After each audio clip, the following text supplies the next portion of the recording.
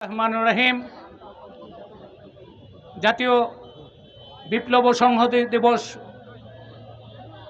সংহতি দিবসের কেন্দ্রীয় কর্মসূচির অন্তর্গত আজকে নারায়ণগঞ্জ সদর থানা বিএনপির উদ্যোগে বর্ণাঢ্য র্যালির পূর্বক সমাবেশে সম্মানিত সভাপতি জনাব মাসুদ রানা ভাই উপস্থিত, প্রধান অতিথি অ্যাডভোকেট সাখাওয়াত হোসেন খান, প্রধান বক্তা অ্যাডভোকেট আবু আলী ইউসুফ খান টিপু, উপস্থিত সদর থানার নেতৃবৃন্দ, উপস্থিত বিভিন্ন ওয়ার্ড থেকে আগত নেতৃবৃন্দ,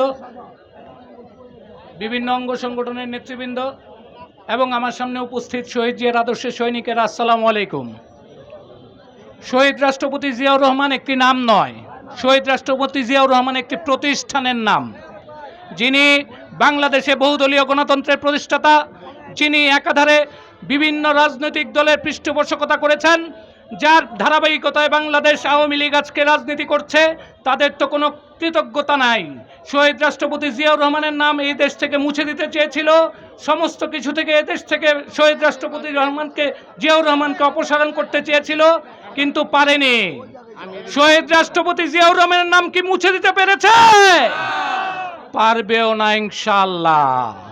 বহুদলীয় গণতন্ত্র যেমন প্রতিষ্ঠা করেছেন, এদেশের যে কোনো ক্ষেত্রে,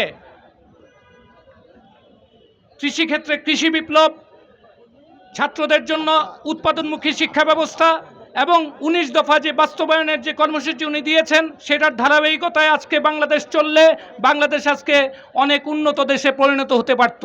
কিন্তু দুর্ভাগ্য, 1981 সনে আমরা কিছু সংখ্যক উচ্ছৃঙ্খল সেনা সদস্যদের দ্বারা ওনার মৃত্যুবরণের কারণে আমরা আজকে দেশটাকে অনেক পিছিয়ে গেছি।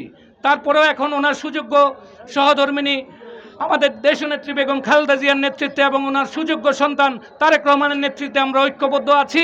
দেশকে সুন্দরভাবে পরিচালনা করার জন্য আমরা এগিয়ে যাব এবং আজকে যে বিপ্লব ও সংহতি দিবসের র্যালিতে যারা এসেছেন সবাইকে আমার পক্ষ থেকে, মহানগর বিএনপির পক্ষ থেকে ধন্যবাদ জানিয়ে আমি আমার বক্তব্য শেষ করছি। বাংলাদেশ জিন্দাবাদ, বাংলাদেশ জাতীয়তাবাদী দল জিন্দাবাদ, শহীদ রাষ্ট্রপতি জিয়াউর রহমান অমর হোক, দেশনেত্রী বেগম খালেদা জিয়া জিন্দাবাদ, তারুণ্যের অহংকার তারেক রহমান জিন্দাবাদ। সবাইকে ধন্যবাদ। ধন্যবাদ। এ পর্যায়ে বক্তব্য রাখবেন নারায়ণগঞ্জ মহানগর